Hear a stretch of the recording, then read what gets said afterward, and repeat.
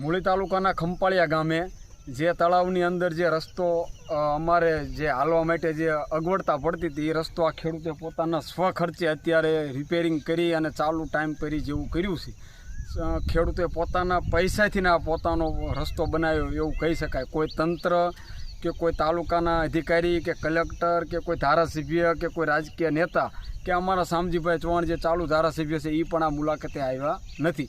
કિરીટસિંહ રાણા જે સાયલાની મુલાકાતે ગયા હતા તો અમારા તાલુકાના ધારાસભ્ય ક્યાં ગયા, અત્યારે ગાયબ કેમ છે?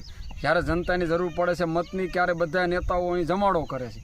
અત્યારે અમારા ખેડૂતોને જે પરિસ્થિતિમાંથી અમે જે પસાર થઈ રહ્યા છીએ એ કોઈ અમારી તકલીફ કોઈ સમજવા માટે આવ્યું નહોતું. આ અમારા સ્વખર્ચે બધા ખેડૂતોએ હપીને ખંપાળિયા ગ્રામજનોના જે કાંઈ અમુક ખેડૂતો જે કાંઈ 30-40 ખાતેદારો છે એ બધાએ પોતાના ખર્ચે આ રસ્તો બનાવેલ છે. કોઈ પણ સરકાર કે તંત્ર અમારી 25 વર્ષથી કોઈ દિવસ